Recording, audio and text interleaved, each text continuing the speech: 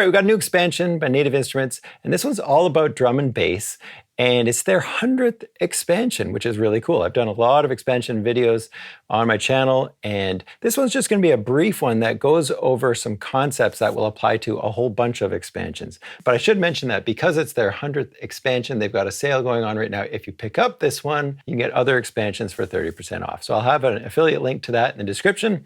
They're not paying me money to make the video, but they do send me software for free. That's why it says paid promotion. So I'll show you how I'm going to play with the tempo a little bit, use a couple of those time stretching features of Machine to make something like this work in maybe a totally different genre.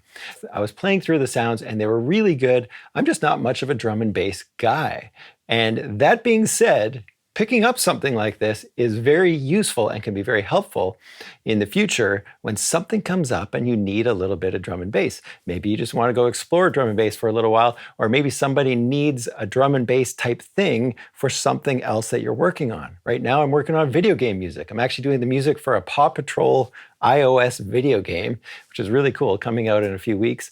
And that kind of job, you wouldn't think, oh yeah, you're gonna need some drum and bass, dude. No, actually you'd be surprised. There's times in music production where you just need to be able to do some other genre of music that you don't always do yourself.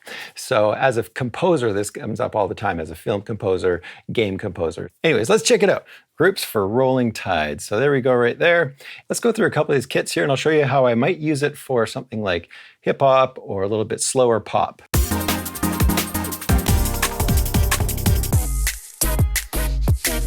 Okay, let's just try this one right here. Just playing through this a little bit, I'm already loving the kick and snare sounds. One thing I do notice is that a lot of these kits don't have a lot of closed hi-hat, open hi-hat right next to it. So if you want to do that kind of thing, you might have to load up your own open hi-hat. But let's just click the plug-in here in pad mode so I can see what we've got.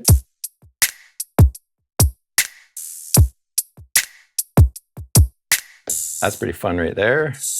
Okay, so you can see I am at 71 beats per minute right now.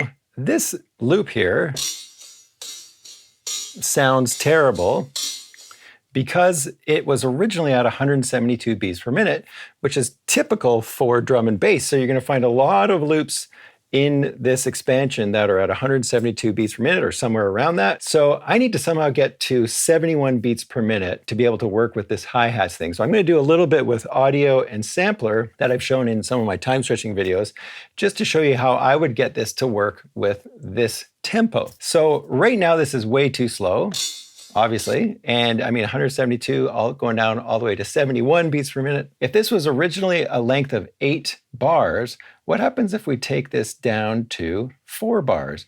You'll see now it's going to say, okay, where there were 2 bars before, now that's 1. So it's saying that the original tempo was 86 beats per minute. So exactly half. And let's have a listen to that now. Okay, that kind of works. And because it's an audio module here, it's going to stretch this from 86, where it's saying it started at, it's going to stretch it and slow it down to 71 beats per minute. So now,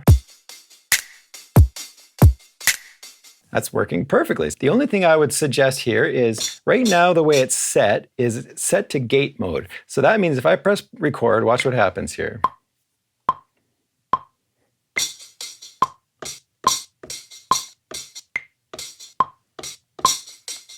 Kind of a funny mode with this audio module in the sense that it's allowing the audio through of whatever this loop was, but it's not starting it over. It's just letting it through. So it's kind of a strange concept. And wherever you have MIDI now, it's letting this original loop that's kind of hiding behind here play. So I can play it, and I can make a little bit more of it play if I drag this out, right? So I don't want to use gate mode for this at all. I just want to put the loop down on the track, or the sound as we call it here. So what I'm going to do is I'm going to switch that to loop.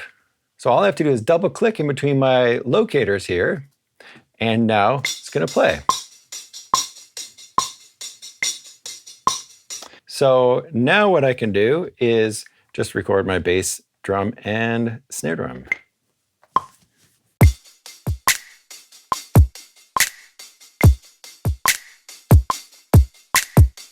Let's see what else we have for sounds in here. Okay, here's some chords. Same thing. This is obviously going way too slow. It's being stretched from 172 down to 71.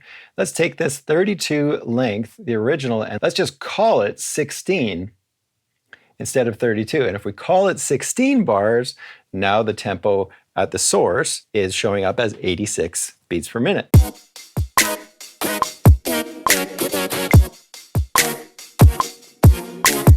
Sounds great. I love these sounds, and I feel like it works perfectly. The kick and the snare are just so nice and crunchy. So another thing to note about these ones, these vocal samples, I guarantee they're syncing to the original tempo of what these samples were at, which was 172 beats per minute. So if we click on those, we can see they're a sampler. So what we need to do is somehow convert that into an audio module at the original tempo, stretch it out a little bit, so that is now in our new tempo of 71. And then the timing of those sounds is going to fit with the timing of our project. So this is a little bit confusing. I'll try it on one more kit so you can really see how it works.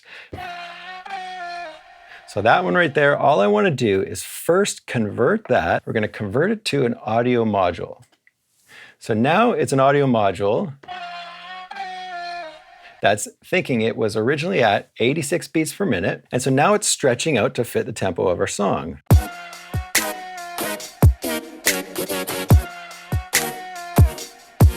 So you can hear the timing of it is working perfectly with our song, but it's just an audio module right now. So if I want to turn this back into a sampler, all you needed to do was turn it to an audio module, calling it 86, slowing it down now because that's what the audio module does, slowing it down to whatever the tempo of our project is.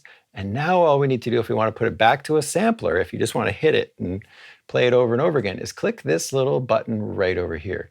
Click that button, and I'm going to drag it right back onto this same sound slot that it was on, which is a little bit dangerous. So the weird thing is when you switch it to an audio module and you want to take it back into the sampler world, because sometimes you just want to hit the sample. Audio module doesn't behave that way, right? You just want to tap the sample. If I want to get it to that point, I need to convert it back to a sampler. But the weird thing about the audio module and machine is that it's always stretching it based on what the original source was. This one was originally 86. So if I converted this back to a sampler, the tempo of the sample would still be stuck at that wrong speed, at the 86 beats per minute. So in order to take this back to a sampler module at our new stretch tempo, we have to press this little button right here and drag it onto a new sound slot and turn that to a sampler. So this is the steps. I'm going to solo this one by control clicking on it so that all we're hearing is. Let's just resize this so it's exactly one bar. We're going to click and drag this, put it right back on the same sound slot. And now what we've got on there is just that sample, but its new audio module settings are 71 beats per minute. So now I can convert this to a sampler just by clicking the 40 encoder and turn it to sampler. Now it's going to work with my song.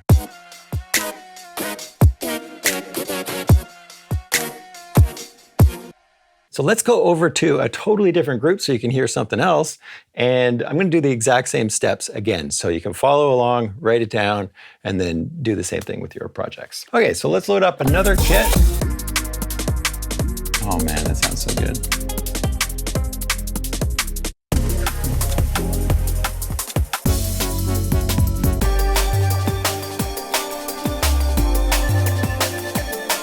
So just because I don't do drum and bass doesn't mean I can't appreciate it. And these just sound so beautiful, I gotta say.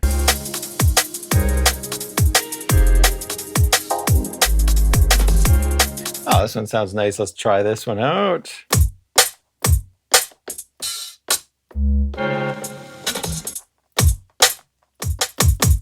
So if you want a different kick drum and you want to try using just the ones in this library, all you have to do is go back to the browser. Let's go to one shots, and then we're going to go to drums, and we're going to go to kick and have a listen.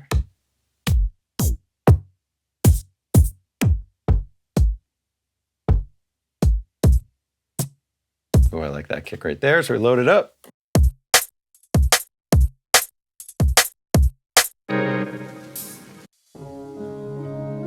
Okay, so there's a good example.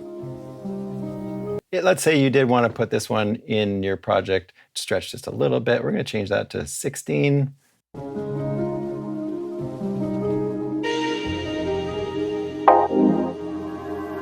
And then for that one, again, we'll switch it to loop mode and then double click.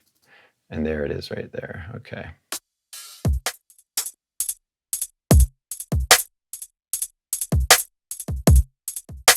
Just click on that and turn that into an audio module for a second. You can hear that that is now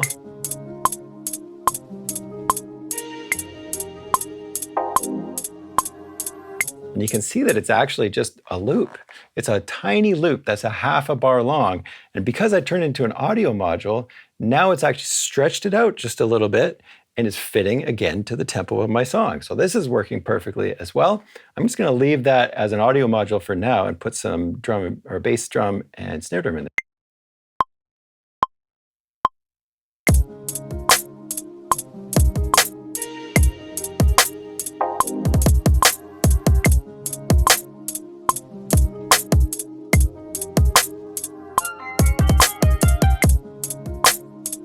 All right, that sounded great. So let's see what else we have for sounds.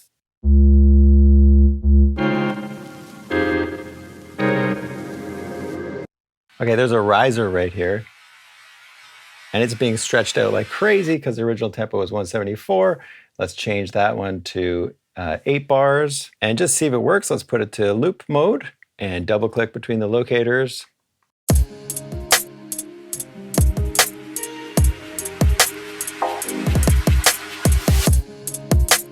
So what about this little bass note right here? Play a couple notes with this just to see if it's gonna work. I'm gonna click keyboard mode. As soon as I've clicked on that bass, if you see something like a bass sample, click over to keyboard mode. Oh man, we're getting some really nice bass just from stretching this one sample out. And this note right now is being called a C, but it's actually a C sharp, which is funny, but sometimes it's wrong. So what I would probably do to fix that is go over to, press the plugin button, go over to the pitch, and I'm just going to tune this down 1 semitone. So now when I go back over to keyboard mode and play a C, it sounds like a C. Now what I can do is figure out the key of this song. Let's go back over to pad mode and see if they're giving us any hints. Saying F minor, let's try that. Yeah, definitely F minor, okay. I can click back on my bass sample right here, or the sound. I'm gonna go over to keyboard mode, and I'm gonna set the key or the scale to a minor scale. So I'm gonna change the semitones till we get to F.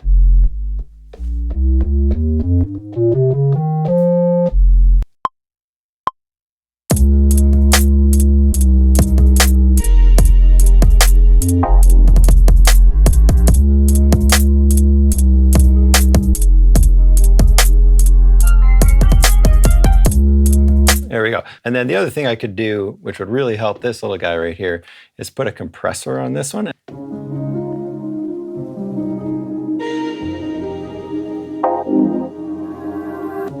Just got some more level out of that one. Let's have a listen.